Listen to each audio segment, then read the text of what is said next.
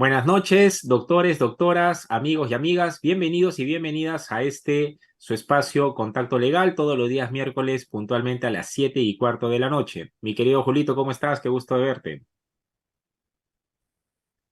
Uy, ahí tenemos un problema de Muy la conexión, gustoso de Julito. verte, Ahora querido sí, Cristian. ahora sí se te escucha muy bien. Teníamos problemas ahí un poquito con la conexión, amigo. Hola, hola. Sí. Bueno, Ahora sí. muy breve. Seguramente les decía a todos muy buenas noches. Qué gusto de verte a ti también, querido.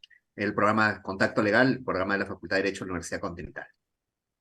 Así es. Bueno, hoy día vamos a conversar, amigos y amigas, sobre un tema de plena actualidad, como ya ustedes habrán escuchado en medios. Se viene barajando la posibilidad, o por lo menos se ha anunciado, ya veremos si efectivamente hay una real expectativa de hacerlo así, de eventualmente implementar el plan Bukele en nuestro país, ¿no? Como todas sabemos, en el Perú vivimos una crisis de inseguridad muy seria, no es reciente, ya viene de hace un tiempo atrás.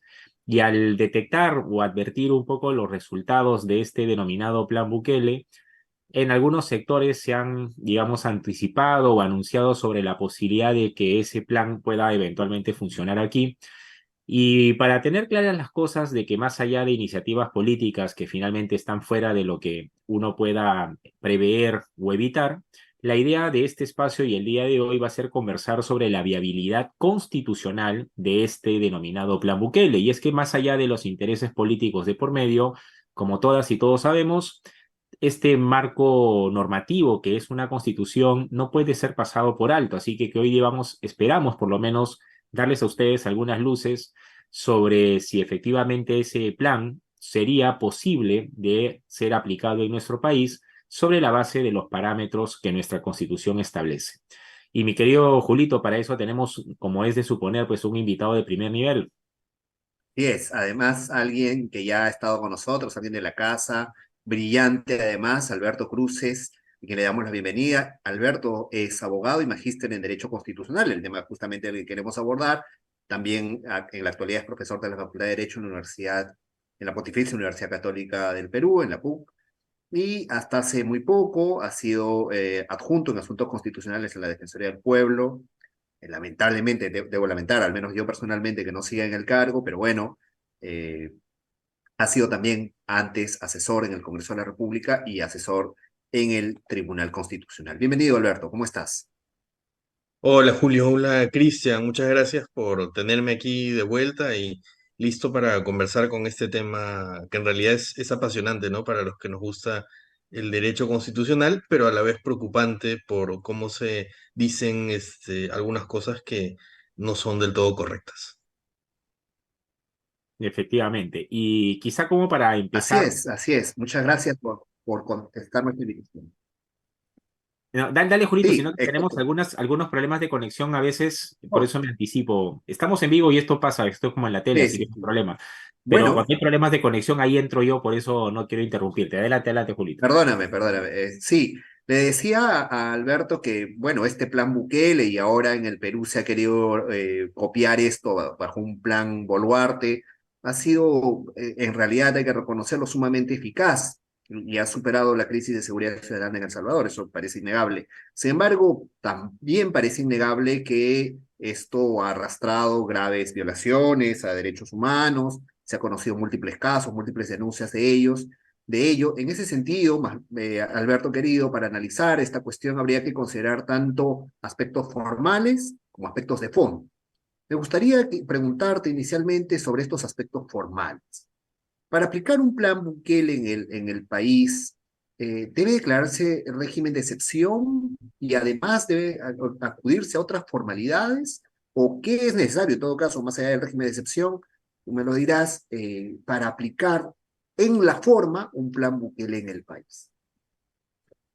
Bueno, a ver, para responder esta pregunta, lo primero que diría y lo primero que cuestionaría tal vez es la eficacia, antes de hablar de lo formal, ¿no? Porque en políticas públicas, para medir la eficacia, hay que tener una línea de base y hay que poder establecer un control y resultados. Y cuando se establece y un plan de este tipo, que es un plan de seguridad ciudadana en principio, lo que hace es tomar una serie de medidas para obtener un resultado. Y creo que acá hay un primer mito que hay que derribar, ¿no? Porque todavía no sabemos cuál es el resultado.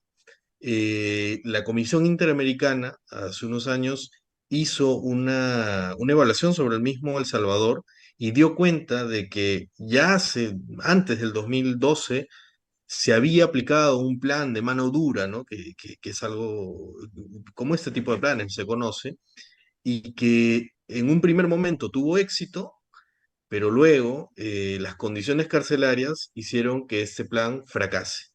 La forma en que las personas estaban retenidas en las cárceles supuso una reacción del crimen organizado y se volvió al estado anterior, ¿no?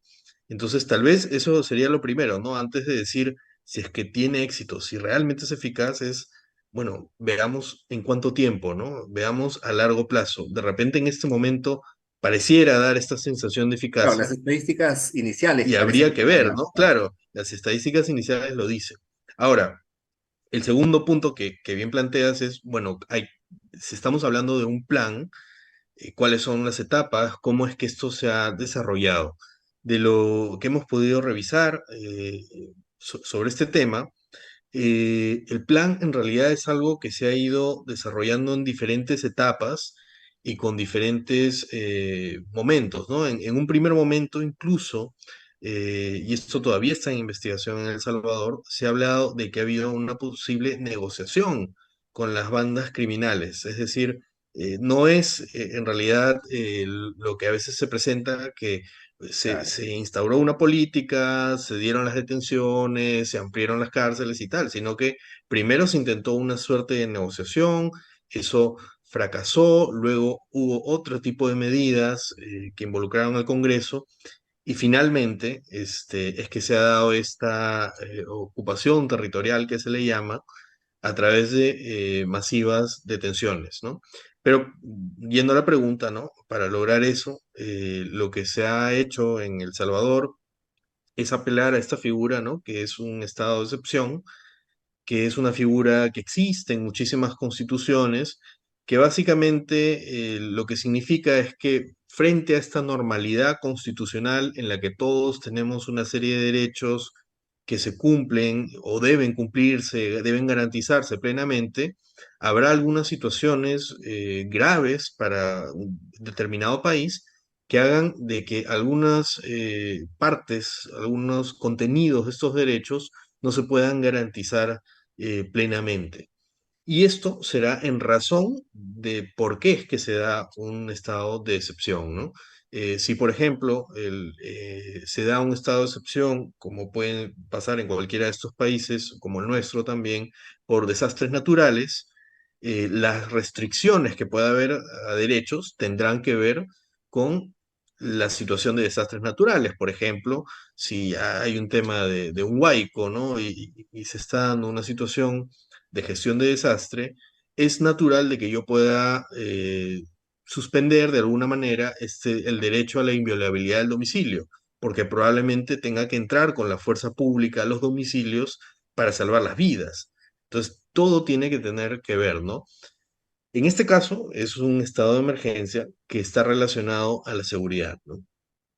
Pero ha suspendido una serie de derechos y eso seguramente lo vamos a ir conversando más adelante, pero tiene que ver con derechos de libertad personal, de debido proceso, donde lo que se cuestiona es qué tan razonable, qué tan necesario es restringir estos derechos para lograr el fin, ¿no? Entonces, hay un primer problema allí con la declaración de los estados de emergencia, porque no necesariamente son una herramienta que sirven para lo que se quiere lograr. Y eso ya es sumamente peligroso porque implica un estado de emergencia no es algo que se hace todos los días.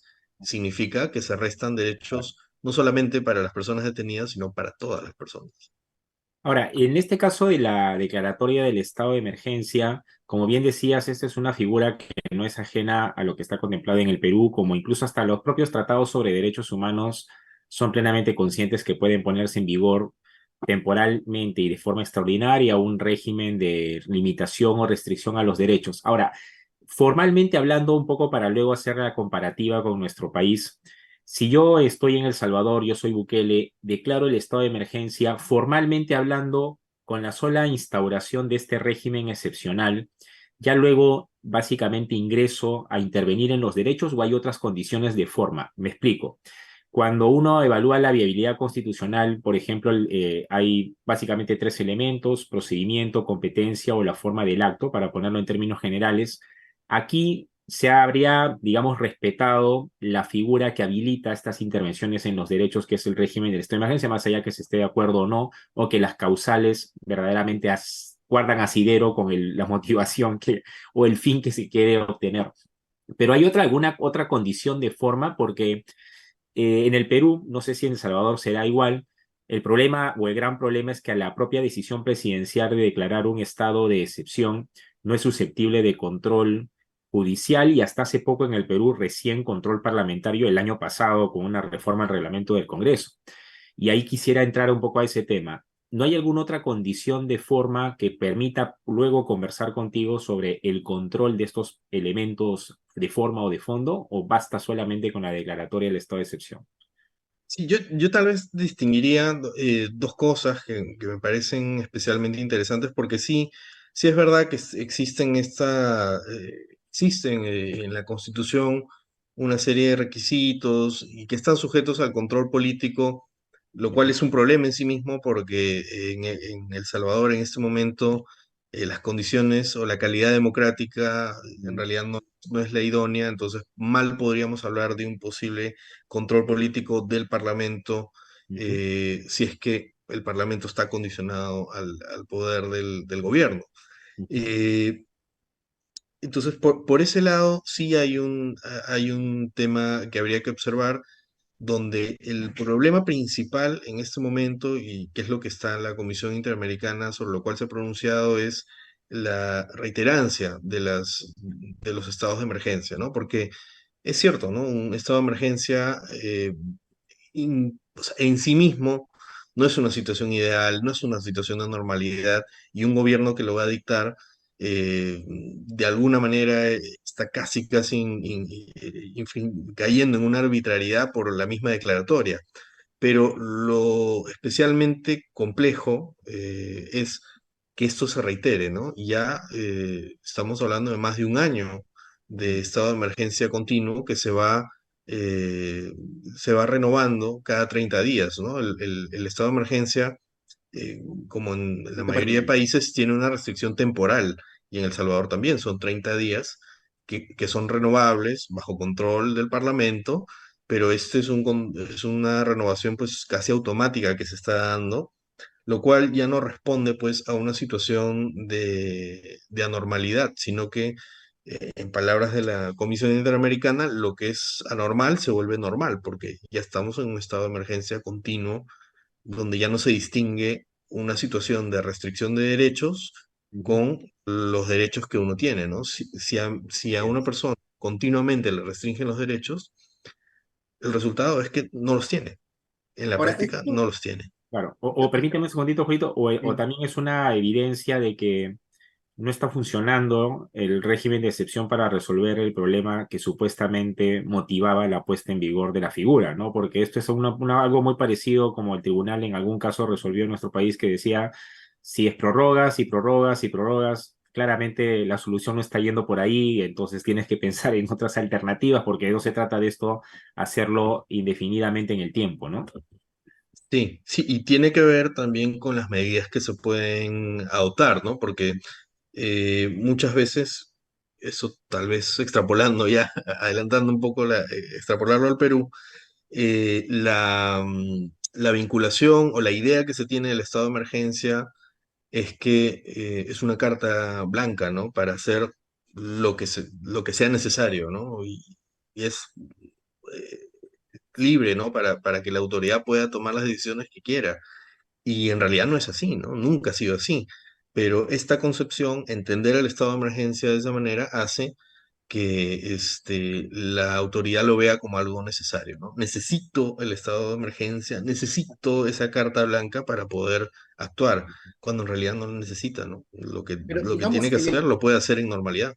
en el ¿Ah? imaginario popular, ha crecido mucho esta idea de que es necesario, ¿no? Y que cuando somos personas de bien, a nosotros no nos va a pasar nada. Pero decías algo muy importante, tú decías que esto va a terminar afectando a las demás personas, pero quizá para hacerlo más concreto, más real y precisamente para seguir la idea esta de contacto legal, ¿podrías de pronto mencionarnos, especificarnos qué derechos se van a ver en juego de todas las personas, a qué restricciones nos vamos a enfrentar?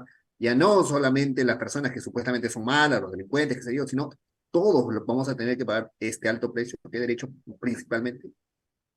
Claro, en El Salvador, para llevar a cabo el plan Bukele, lo que se hace es detenciones masivas.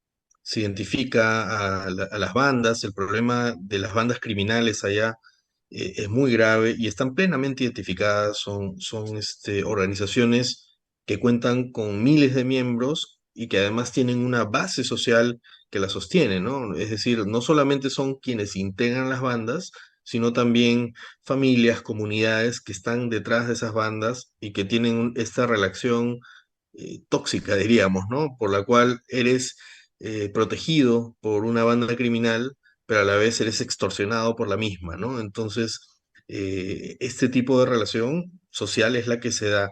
Y es en ese contexto en el que la intervención masiva lo que hace es simplemente desconocer, ¿no? En primer lugar, la libertad personal, ¿no? Porque estamos hablando básicamente de detenciones arbitrarias, ¿no? Hay algunos signos para poder detener a las personas que tienen que ver con la pertenencia a bandas, donde estas están plenamente identificadas, probablemente hay elementos más fuertes para hacer las detenciones, pero esto da lugar, y aquí respondiendo a lo que decía Julio César, a que haya personas que no estén vinculadas o no directamente vinculadas a las bandas o no hayan incurrido en ninguna situación delincuencial, pero que por rasgos físicos, por tener un tatuaje, ojo, que los tatuajes son un tema importante aquí porque los tatuajes son los que distinguen a los miembros de las bandas, pero habrá personas que de repente no tengan ese tipo de tatuajes y no tengan otros, pero en estas intervenciones masivas se les detiene a todos, ¿no? Y Económico. desde luego, esto también, hay que decirlo, también hay un riesgo de discriminación, ¿no? Ujú. Porque estamos hablando de personas que están incluso racializadas y que por pertenecer a determinado grupo humano ya se presume de que están incurriendo en delincuencia, ¿no? Entonces, lo primero es libertad personal al momento de la detención, igualdad. Luego está un componente de debido proceso, porque las detenciones con el estado de emergencia y la forma en que se ha entendido implican de que no haya posibilidad de comunicación con ninguna persona, por lo menos en las primeras horas, 72 horas de la detención.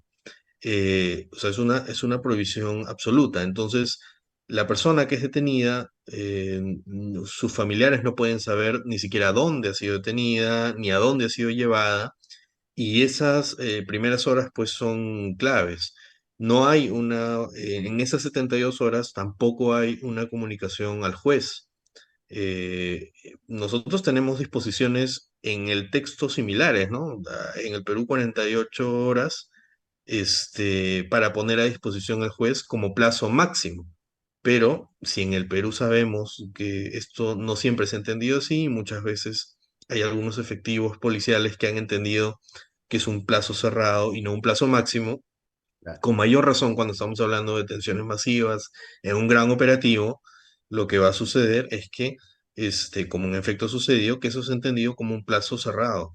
Y esas 72 horas, pues son un espacio donde ya ha habido bastantes denuncias de maltratos, de vulneraciones acá del derecho a la integridad, tortura, que todavía, bueno, van a ser objeto de investigación ahora y en los próximos años, ¿no?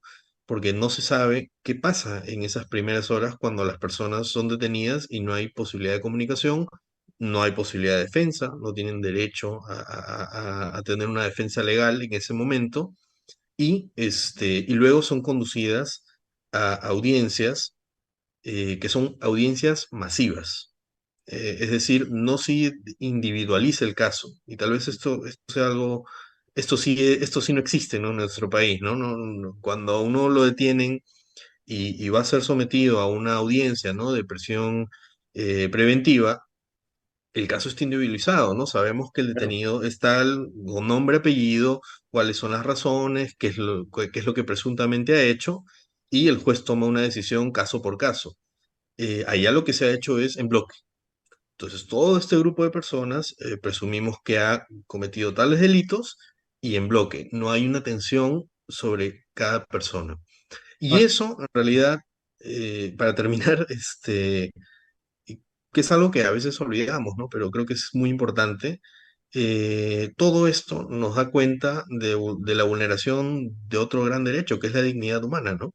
Porque si lo que estás haciendo es coger a las personas por donde están, con quién se relacionan, y luego les estás dando este tipo de trato, les das estas audiencias judiciales en bloque, en realidad no le estás dando ningún valor a la persona, estás dándole un valor al número de personas detenidas.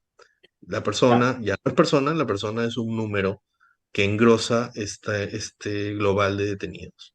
sí, de hecho ahí quería entrar, si me permite, mi querido Albertito, en el caso de del control judicial, porque cuando uno escucha que el porcentaje de situaciones de privación arbitraria de la libertad personal, porque es una política más del tipo te detengo y después pregunto, ¿no? Y cuando debería ser, se supone, un poquito a la inversa, en realidad. Primero tengo indicios y producto de ello es que te privo de la libertad personal, pero aquí es una lógica más bien inversa y se comprueba estadísticamente que hay aproximadamente 10%, para poner un número que yo encontré por ahí, que son privaciones arbitrarias de la libertad personal.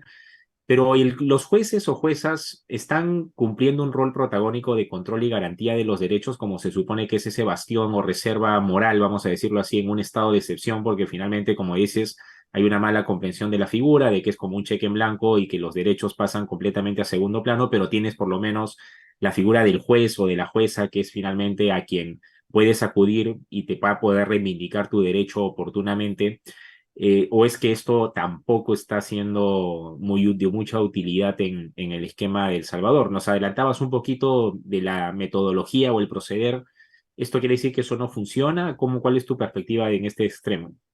No, definitivamente no funciona, ¿no? Ha habido algunas liberaciones, pero según los datos que teníamos a abril de este año, ahora deben ser muchos más, estábamos hablando de más o menos 1.000 personas liberadas de un universo de casi 70.000, ¿no? Mm, Con lo cual la evaluación pues es mínima, claro. el control es inexistente y ahí ingresa otro factor, ¿no? Que es el factor del poder político y la forma en que se manipula toda esta estrategia, ¿no? Porque hay un presidente, ¿no? Que continuamente está haciendo alegatos a favor de este plan, mostrando sus supuestas bondades, etcétera. Y eso, por un lado, ejerce una presión sobre los jueces. Ahí podríamos poner en tela de juicio qué tanto se cumplen las garantías de independencia judicial, ¿no? Cuando hay un poder ejecutivo que está arrasando con este tema. Mm, Y por otro lado está el tema de que también es un poder, eh, un soft, ¿no? Un poder soft respecto de los jueces, que es la misma opinión pública, ¿no?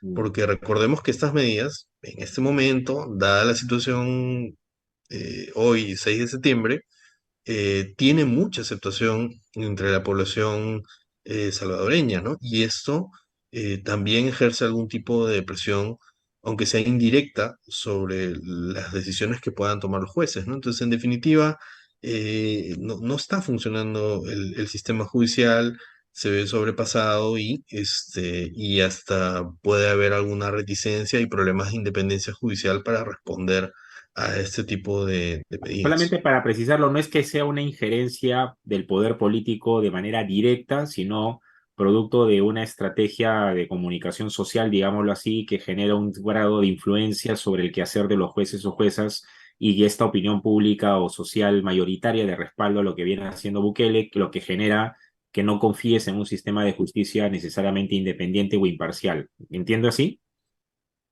Y, pero es que no es necesario ni siquiera una intervención directa. No, no, no, sí, sí, eso queda Creo claro. que Ujú, este tipo de contextos ujú, también nos enseña sobre cómo es que en nuestras democracias precarias ujú, del siglo XXI va a ser muy difícil que venga un dictador y tome el control absoluto, sino que todo se va dando de forma muy indirecta.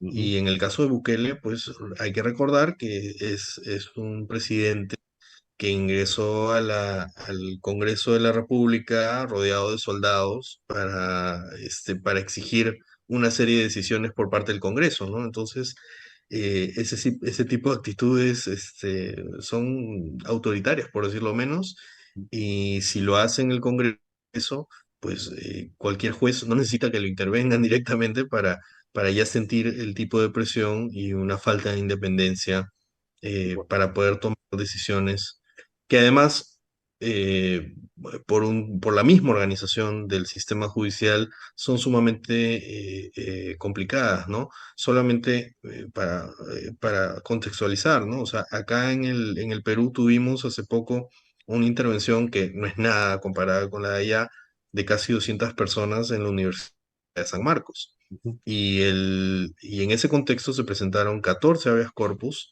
ujú, los cuales fueron resueltos muchas semanas después. Ninguno tuvo referencia sobre el fondo y ahorita solamente dos están siendo discutidos en instancias superiores, ¿no?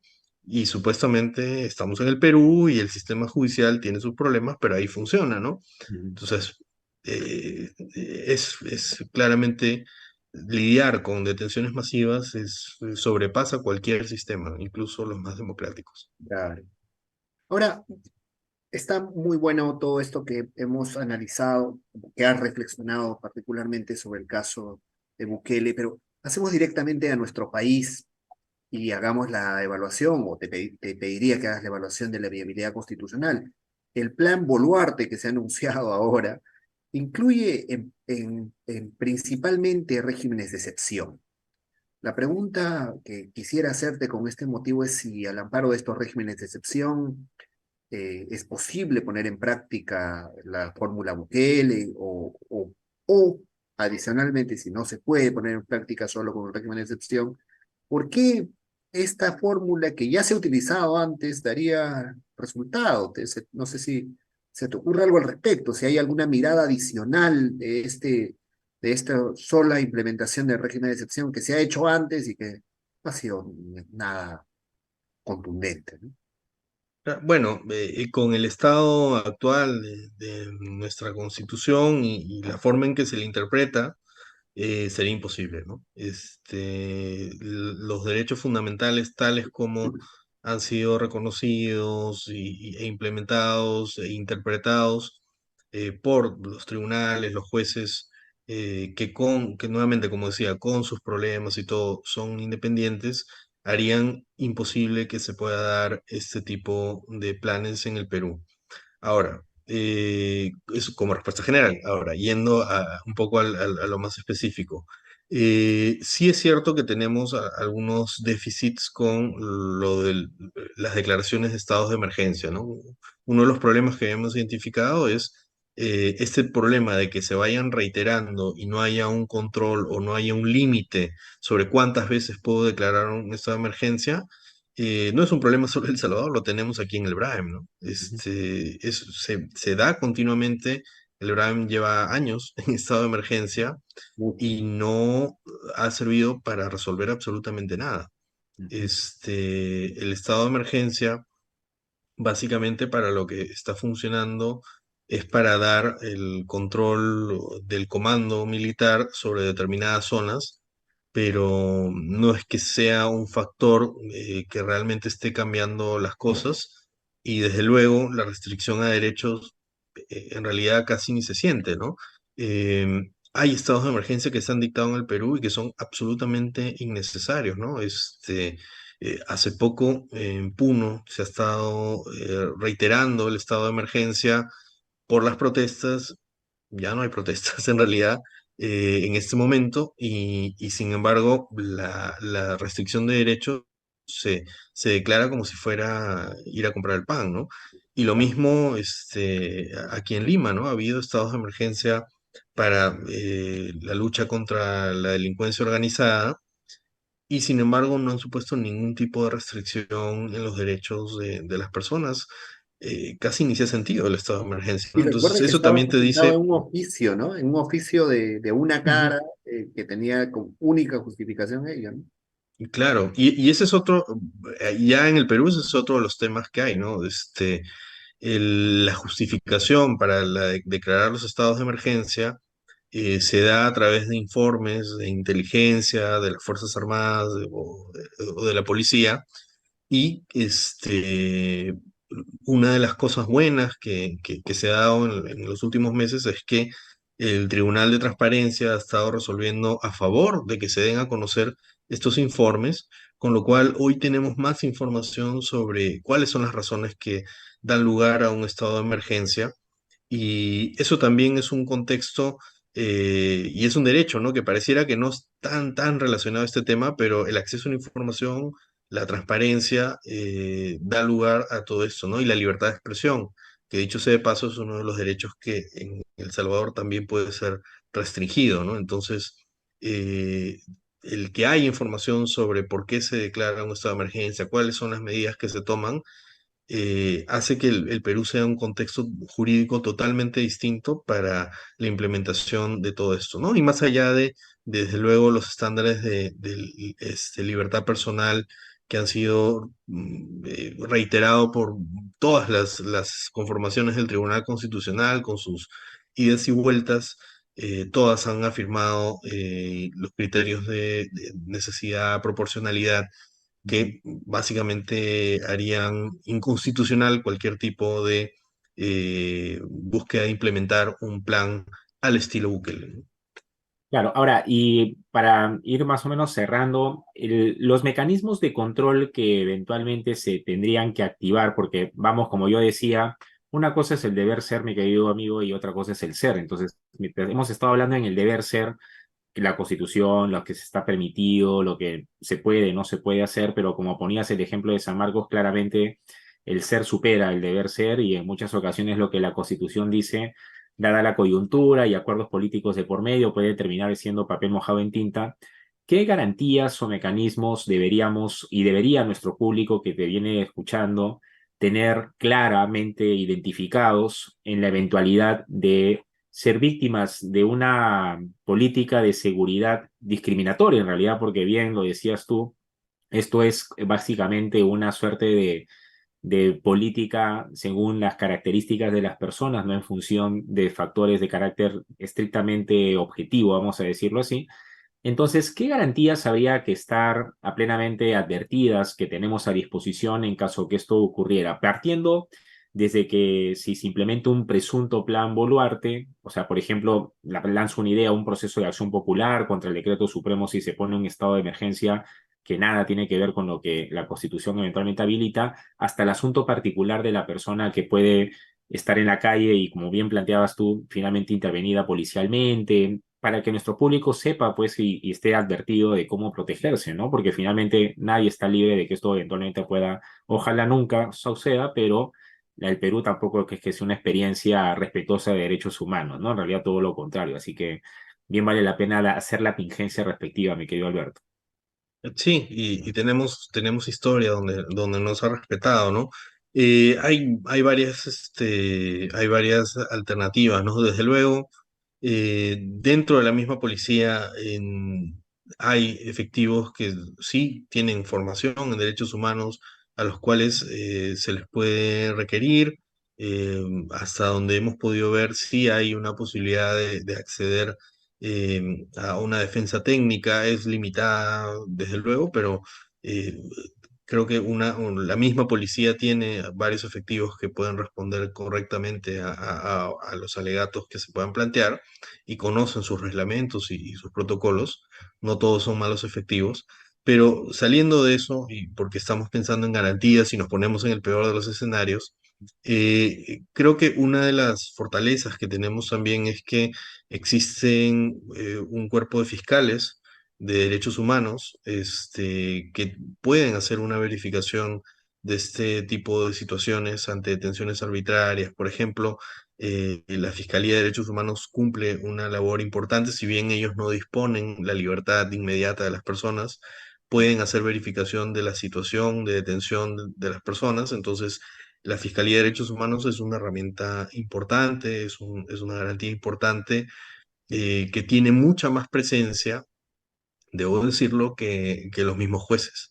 Entonces es siempre bueno tenerlos en cuenta, ¿no? El Ministerio Público, tanto la Fiscalía de Turno como la Fiscalía de Derechos Humanos donde hay. Luego, en cuanto a las garantías judiciales, desde luego un habeas corpus, cuando estamos hablando de detenciones, un habeas corpus es algo que en principio pensaríamos que es una buena alternativa. En la Defensoría del Pueblo hicimos un informe justamente a partir de las detenciones de San Marcos, que tiene que ver con el uso del habeas corpus y qué tan útil es. La Y una de las eficacia. cosas que verificamos en la Defensoría del Pueblo fue que el habeas corpus que nos enseñan en la Facultad de Derecho, que uno lo puede poner hasta oralmente, en realidad no se puede. No hay una forma de interponerlo oralmente. Los jueces no están, desde luego, en los lugares de detención y cuando uno va a buscarlos, no necesariamente están asequibles, ¿no? Entonces, no es tanto así. Hay una serie de problemas en la práctica ya de interponer un habeas corpus que están relacionados con una mirada muy procesalista del habeas corpus que hace que si bien está pensado para ser interpuesto por cualquiera sin necesidad de abogado, al final sea mejor contar con un abogado. Y eso ya es un problema de acceso a la justicia también, ¿no? Porque finalmente, si cualquiera lo interpone, puede caer en lo que los abogados conocemos como las improcedencias, ¿no? Y claro, alguien que no técnicamente no tiene el conocimiento, de repente incurra en algunas de estas causales sin saberlo y al no tener el apoyo legal, ese habeas corpus ni siquiera llega a ser conocido, ¿no? Como en efecto pudimos revisar en algún momento, ¿no? Entonces hay una serie de problemas en los procesos constitucionales ya yendo a la práctica. Además, solamente en Lima hay jueces constitucionales dedicados a habeas corpus. Y en el resto del país va a depender, esto vino con una reforma al nuevo código, ¿no? Dicen los jueces de investigación preparatoria, pero en realidad va a depender un poco de qué disposiciones ha dado cada corte para Ujú. saber cuál va a ser el juez competente, ¿no? Entonces ahí también hay problemas en el habeas corpus, ¿no? Y a nivel ya más general, lo que vamos a tener es la posibilidad de sí interponer habeas corpus, no contra la declaratoria misma de un estado de emergencia, ¿no? Pero sí contra medidas generales del estado de emergencia como una suerte de habeas corpus contra norma. Y eso sí, sí hay experiencia de ese tipo. Desde luego son procesos que no son inmediatos, toman bastante tiempo, pero lo bueno, la nota positiva es que en el Perú sí se ha habilitado vía jurisprudencial, si bien no cuestionar directamente el estado de emergencia, sí indirectamente porque se cuestionan las medidas generales que se toman en el marco del estado de emergencia, ¿no? Entonces sí, indirectamente hay una suerte de control sobre la declaratoria. Y eso es algo, es una innovación jurisprudencial que en el Perú existe, ¿no? Y que permitiría eventualmente ante situaciones de este tipo poder tomar alguna vía legal para cuestionar un estado de emergencia arbitrario. Ahora, todo eso está muy bien en el ámbito interno, además nos prepara, de verdad lo agradezco mucho, porque nos prepara para un escenario en el que el ciudadano o la comunidad, la colectividad tenga que defenderse, pero volviendo un poco al tema Bukele y para ver qué es aplicable a nosotros o no, o qué resguardo a nivel internacional podamos tener, el sistema interamericano de derechos humanos, la Comisión, la Corte, ha ya hecho alguna reflexión, algún análisis, alguna decisión sobre casos como el de Bukele o el de Bukele directamente, y que Sí, nos pueda servir evidentemente de experiencia, ¿no? sí, en el caso Bukele, en el plan Bukele en realidad, ¿no? Del control territorial y el manejo de la seguridad, ha habido ya pronunciamientos de la Comisión Interamericana, eh, con suma preocupación, ¿no? Por el hecho de que se ha venido reportando, ¿no? Este año, el año anterior, toda esta política de detenciones y donde ya se da cuenta de el exceso en el uso del estado de emergencia y en medidas que pueden, o consideramos nosotros, ¿no? Que directamente vulneran derechos fundamentales, ¿no? Entonces, eh, sí, ha habido una respuesta del sistema interamericano, ha habido, el sistema no es lo más común, pero la Comisión Interamericana puede pronunciarse a través de comunicados y ante situaciones graves lo hace, aquí también lo ha hecho, y es una primera medida para tratar de orientar, disuadir al Estado a que pueda tomar decisiones más apegadas a los estándares de derechos humanos. Tal vez el problema sea que la respuesta política de Bukele ha sido eh, la de denostar, la de dejar sin ninguna atención este tipo de requerimientos, ¿no? Básicamente se le ha dicho al sistema interamericano, bueno, cuando ha habido las bandas afectando derechos, ustedes no han hecho nada. Lo cual parece ser una respuesta políticamente muy efectiva, pero también olvida que existe un principio de subsidiariedad del sistema interamericano, ¿no? O sea, el sistema interamericano no es la policía, el sistema interamericano no es el Estado. Actúa cuando el Estado ya ha debido actuar en un primer momento, ¿no? Y cuando ya no hay ninguna alternativa dentro del Estado, es que se recurre al sistema interamericano, ¿no? Más bien lo que se está haciendo es preventivamente decirle, bueno, acá parece que puede haber vulneraciones de derechos, reconsidere usted su posición, ¿no? Entonces, ya el manejo político, ¿no? En El Salvador nos dice mucho sobre este tipo de respuestas, pero sí, desde el sistema interamericano se ha hecho público, ¿no? Que existe una gran preocupación, porque además esto va a llevar a largo plazo a denuncias seguramente, esto va a llegar a la Corte Interamericana en su momento, tomará varios años seguramente, pero llegará y eso terminará en una condena a El Salvador que tendrá que ser reparada y eso, o sea, más allá del tema económico, en realidad es lo que va a significar para todas estas personas, muchas de ellas eventualmente seguro serán inocentes. Ya hay varias que han sido detenidas y liberadas porque eran inocentes.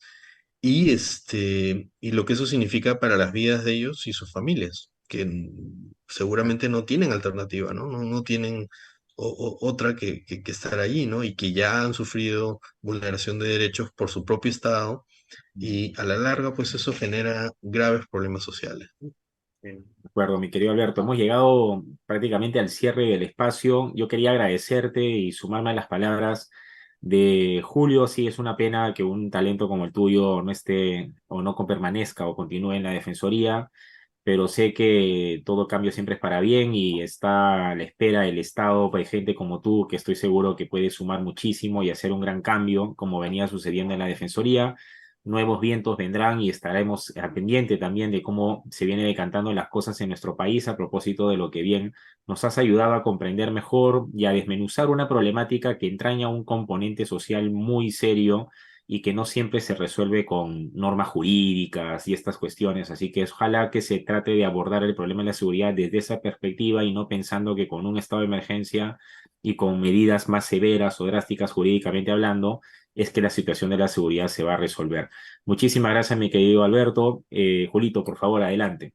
Y muchas gracias. Quisiera nuevamente reiterar ya el agradecimiento que le has hecho tú a Alberto, le agradezco yo también, ha sido muy claro y además creo que ha echado muchas luces sobre un tema que hay que repensar, hay que tener muy claro que no, la efectividad, el efectivismo, el perfeccionismo moral no nos va a conducir a nada y más va a traer derramamiento de sangre o graves violaciones a derechos humanos. Ojalá que esto se entienda de mucho más de cerca con las reflexiones que ha hecho Alberto. También quisiera cerrar lamentando la pérdida de la vida del doctor Rodríguez Iturri, que ha fallecido el día de ayer, el padre de nuestro querido amigo, un amigo también de la casa, el profesor Rodríguez Santander.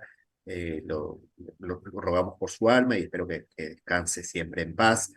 Finalmente, agradezco a todos ustedes que nos han acompañado hasta el final de esta edición tan interesante. Recuerden que pueden seguirnos escuchando por Spotify, por Twitch, por YouTube y están saliendo algunas pastillitas, entiendo, por TikTok. Nos vemos la siguiente semana y por favor, Alberto, unas palabras para